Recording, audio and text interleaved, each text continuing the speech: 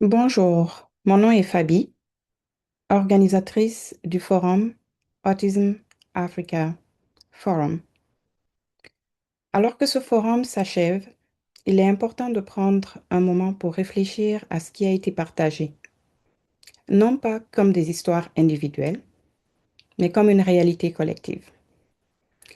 Chaque jour, des parents prennent le courage d'avancer, non pas parce que c'est facile, non pas parce que la force est infinie, mais parce que continuer à avancer n'est pas une option. Il y a une détermination silencieuse à faire mieux et à continuer d'agir pour répondre aux besoins des enfants. Lorsque les défis s'intensifient, l'effort pour créer du positif s'intensifie aussi, pour rétablir un équilibre, pour faire en sorte que l'espoir, l'action et le sens l'emportent sur le poids des difficultés. Ce n'est pas de l'optimisme naïf, c'est une résilience choisie. Ce qui rend ce parcours particulièrement isolant, ce n'est pas l'absence de communication, mais l'absence de compréhension partagée. Des mots comme fatigué, dépassé, épuisé sont souvent utilisés, mais vécus de manière très différente. Pour de nombreuses familles, il n'y a ni le temps, ni l'énergie d'expliquer ce que ces mots signifient réellement au quotidien. Il y a des jours où expliquer, c'est impossible. Il y a des jours où la fatigue est, tout simplement. En une journée, le comportement d'un enfant peut changer comme la météo.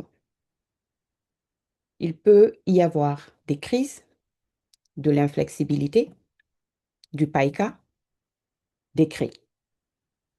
Puis, un baiser, un bisou, une étreinte, un moment qui recentre et apaise.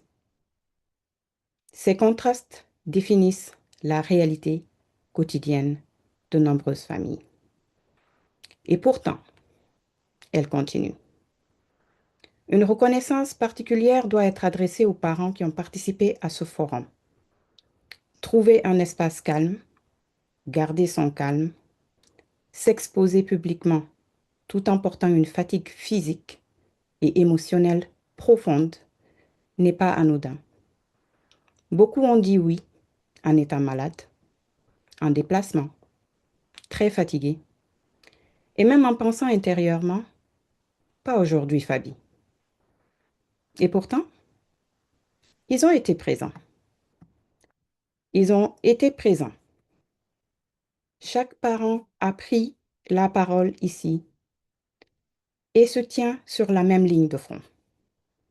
Cette cause est plus grande que n'importe quelle personne. Les voix s'élèvent pour que quelqu'un, quelque part, entende et sache, tu n'es pas seul. Les participants à ce forum provenaient de 14 pays différents, représentant les 5 grandes régions du continent africain, rappelant ainsi une réalité essentielle. L'autisme est présent partout en Afrique. Ce forum a peut-être été planifié l'an dernier, mais le travail qu'il représente n'a pas commencé l'an dernier.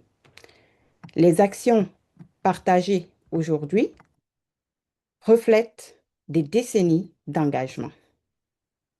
28 années de service au Ghana avec Miss Serrois, 20 années de travail constant au Nigeria avec Miss Dotun. Ces chiffres représentent la persévérance en l'absence de système, le plaidoyer lorsque les mots manquaient et le courage lorsque le travail était mal compris.